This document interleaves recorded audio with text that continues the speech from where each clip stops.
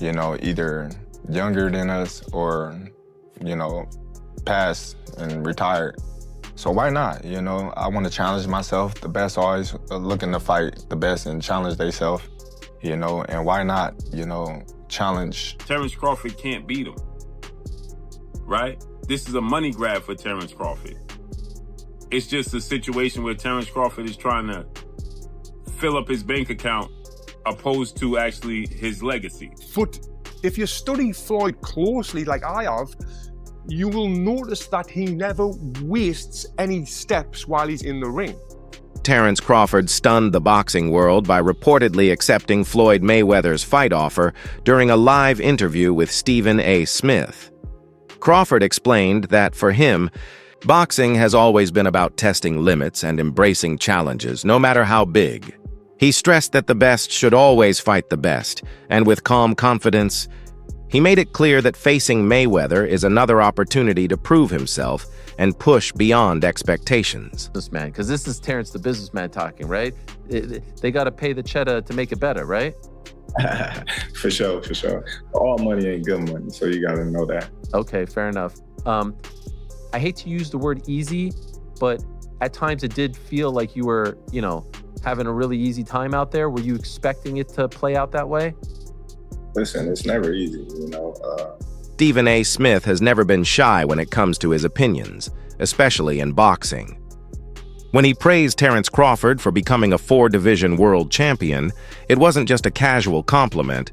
It was recognition of a rare accomplishment in modern boxing. In today's era, where many fighters avoid moving up in weight due to the risks, Crawford's dominance across 4 divisions makes him unique. Stephen A. highlighted that this versatility not only proves Crawford's physical adaptability, but also showcases his technical brilliance, mental toughness, and relentless drive to keep challenging himself against tougher competition. Terence Crawford is the best fighter on the planet. Pound for pound, he's that dude. In this 4-belt era, he is now the undisputed world champion 3 times over. 140 pounds, 147, now 168 pounds, claiming all the belts. You don't see people doing that very often. Going up against a guy who was perceived as being bigger and stronger, Crawford was strong. Crawford was strong enough to fend him off, strong enough to make him respect his own power. He used his jab, he used his distance. He had poise in the ring, he wasn't rattled. He backed up and moved when necessary and kept us different. He exchanged enough to gain respect when necessary. It was a brilliant, brilliant, masterful fight on Terence Crawford's part. Roy Jones Jr., a legend who reigned across multiple divisions himself, spoke highly of Crawford's brilliance in the ring. He pointed out that in Crawford's fight with Canelo Alvarez, he effectively borrowed strategies from Floyd Mayweather and Erislandy Lara, 2 fighters who had troubled Canelo in different ways. According to Jones, Crawford's ability to study, adapt, and execute makes him truly special.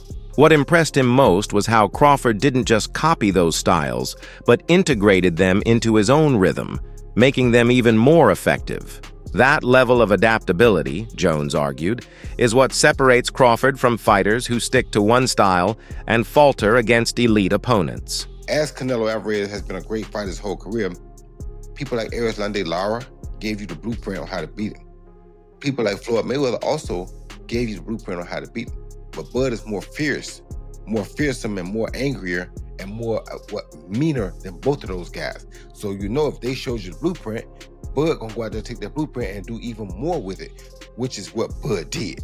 So it was never a question in my mind whether Bud really was going to outbox me, just if he could take the punch. And right away he showed, bam, he could take the punch. So I knew from that point, if he just slow him down, which he did, he'd be okay. Then late in the fight, what other people still didn't see, late in the fight, Bud started hitting Canelo's body. One of those body shots, I think about the 7th or 8th round, hurt Canelo. I was like, whoa.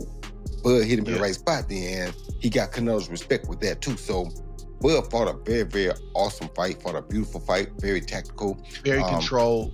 Yes, it was a beautiful fight for boxing. It was a beautiful fight. You know, Bud got hit with some shots. He did.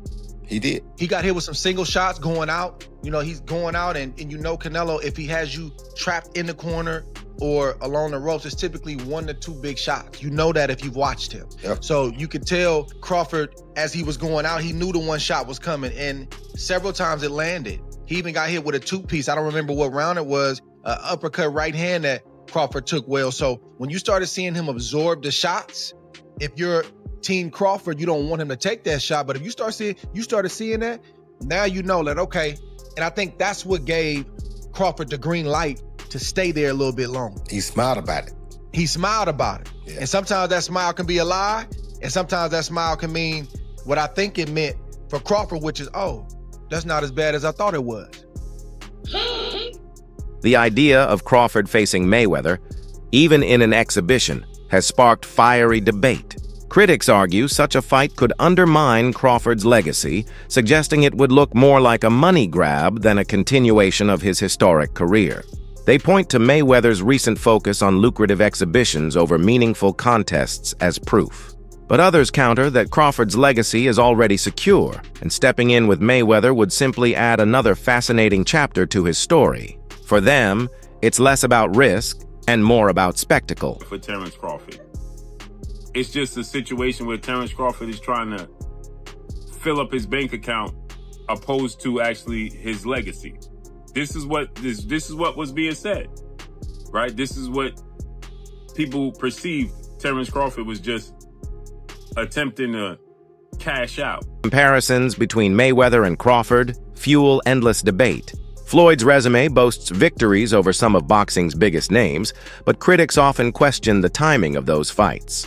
They point out that Canelo was still green when he faced Mayweather, and Pacquiao was battling injuries during their long-awaited 2015 showdown. Floyd's refusal to grant rematches, especially to Pacquiao, left lingering doubts. In contrast, Crawford's dominance has come against opponents widely considered at their peak.